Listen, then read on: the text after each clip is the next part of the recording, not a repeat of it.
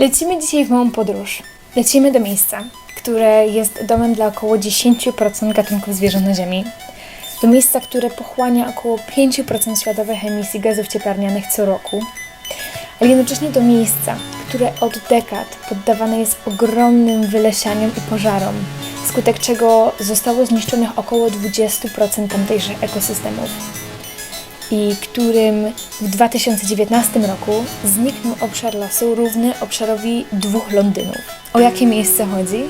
Chodzi o las amazoński, który jest jednym z najbardziej wyniszczonych regionów świata wskutek działalności ludzkiej, który stanowi dla nas, można powiedzieć, pewien symbol tego, jak bardzo poważny w obecnych czasach jest kryzys pomiędzy człowiekiem a naturą, tak zwany kryzys ekologiczny. Dlatego dzisiaj lecimy z Polski aż do Brazylii, do Belem, w którym moja znajoma Tajsz opowie nam nieco więcej o tym, co tak naprawdę dzieje się w Amazonii. The problems that we're gonna talk here are part of my whole life. I have solved these problems and these things happen here, and I'm so glad that I'm having this opportunity to talk more with you, because sometimes we have just like the information through media, through international media, but I think it's cool to have a perspective of people who are just like living here, just like about the whole situations and problems in Brazil, especially the deforestation problem in Amazon. The whole situation, first of all, I think just like we have to know that deforestation is happening here for too many decades. We had several governments that that didn't have a good politics about just like the Amazon. First of all, because as you might know, Brazilian is a development country, and just like most of our economy is part of the livestock farming. Just like meat is something that average Brazilians love to consume. So there's just like huge farmers get inside the Amazon, get inside the rainforest, and just like deforestate it to use for agriculture or to use for livestock. Our meat is consumed not only in Brazil but in all over the world. We are deforesting Amazon, and just like we are exporting meat to all over the world. Not only meat, but also just like soya, which is a huge industry in Brazil because of the characteristics of our land. Amazon have an incredible land and incredible space. It's not just like the fire. We have the traffic of animals, and just like we also have the extraction of gold and silver in the southwest of Amazon, and this is also destructing the forest because just like for build just like for have gold, for have silver, for build this structure, they have just like to cut it down, all the trees and all the nature. We had this enterprise from Oslo, we had this enterprise from there that is just like taking gold and taking silver and exploring just like gold and silver and other stuff here in the Southwest, exploring minerals. And there are so many people, low-income people working there, working from this enterprise because they don't have money, they need to eat. When a catastrophe happened in a river here in my state, the enterprise just went back to Oslo and let all the things here. As a development country, Brazil don't have so many resources just like to deal with all these catastrophes happening in Amazon. Rolnictwo, które stanowi źródło żywności dla mieszkańców Brazylii i źródło wzrostu gospodarczego dla całego państwa, jest jednocześnie największym zagrożeniem dla lasów równikowych w tamtym regionie i przyczynia się do olbrzymich emisji gazów cieplarnianych, które to w efekcie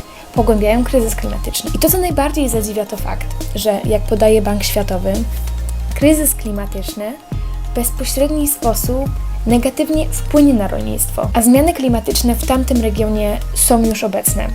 I tak chociażby na południu mamy do czynienia z wielkimi suszami, które tak jak w zeszłym roku doprowadziły do olbrzymich pożarów, albo tak jak na północy mamy do czynienia z bardzo dziwnymi, zmienionymi opadami deszczu, o których mówi Tajsz. Here in Belém, we are just like fighting against a different rainy season that we never seen before, just like 30 years of the city. So we are just like suffering from climate change now. For the coronavirus situation, we were already at home because of the water, because of this situation. People knows that there are something wrong about this rainy season.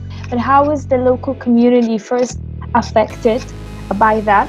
And also, how are they responding? What's the action being done by the local community? We have ribeirinhos, these people that lives next to the rivers. Their fight is just because of water, because ribeirinhos people use water for fish, so they are affected by the extraction of gold and silver, because for just like extract gold and silver they have to use products in the rivers, and this just like alters the cycle of the fish, and they are affected by it. Indigenous people are usually affected because by the huge agriculture enterprise, because indigenous people have the traditional lands recognized by Brazilian government, but here in my state we don't have security for that, you know. So if you are a huge farmer and if you have a lot of men and a lot of guns, you can go there in the indigenous land and just like take it from them. And we also have this local farmers, smaller farmers, they are living there and they are just like preserving the nature, and they are all affected, especially by livestock farming, because they have to cut it down and put animals inside there. Here we have so many responses of these people. We have some local organizations. In Brazil have MTST, which is a movement of people without land here in Brazil, and they are just like fighting, trying to elect more politics, and this is an especially thing. This is all happening, and the people say, what about the government? What about Brazilian parliament? What about just like the politicians? They don't see it. 27 or 30% of the parliament of Brazil is associated to huge companies, to huge businessmen that working inside of the Amazon.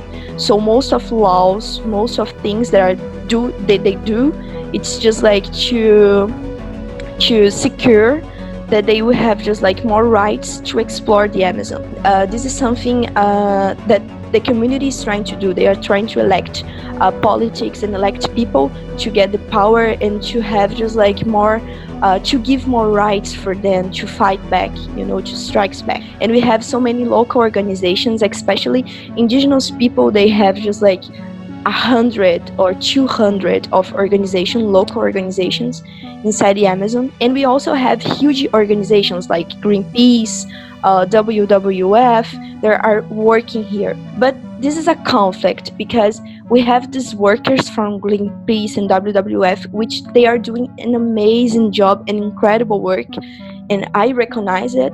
But we have people from local organizations, we have incredible leaderships, and I think we have to also support them. They are just like working years in an organization to elect a politic and to do something, and then just like Greenpeace came and are also doing an incredible job, but just like Greenpeace gains all the credits. And I wanted to ask you, like, what is the indigenous community's way of living, especially in the Amazon? Like, what are, if you know of any traditions or any kind of special, or maybe not special, but their normal way of living, what is it like? And how are they trying to respond to what's happening there? So first of all, I would like to say that this name, indigenous, is not something that they like, just like the indigenous people. They don't like to be called indigenous, because this is a name that just like was given for a European colonizer that saw then they always be equal, and so just like, oh, this is us, these are the indigenous people, you know. So they like it to be called by the name of their communities. For indigenous people, land is not just like, it's not the way that we see, you know. For them, land is equal to us, is part of us.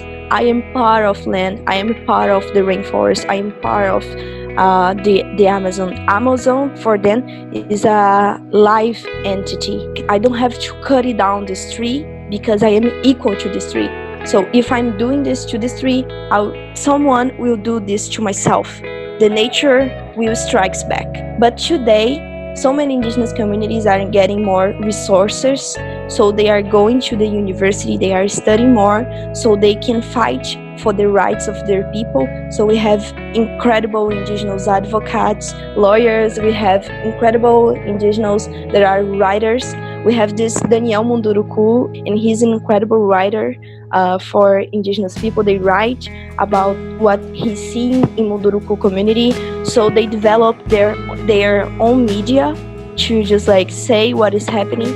Most of indigenous leaderships, they just like go to international media to say what is happening, which is an incredible act of brave here in Brazil, because many of them can be dead for the huge companies because of it. How do you think this situation will develop in the future? I don't think that for now, for especially the next just like 10 years, we will have just like a huge political change in the way that Amazon is seen. So I think I trust in our generation. I think that we will develop a better way to deal with this. Jeśli chcielibyście lub chciałybyście wspomóc region Amazonii i jej mieszkańców, możecie wesprzeć finansowo takie organizacje jak Amazon Watch, Amazon Conservation Team albo Rainforest Trust. Ale jest też parę innych kroków, które możemy wszyscy razem podjąć, tak życiowo. First value you have to take is just like to see that progress is not just like bounded with industrialization, you know.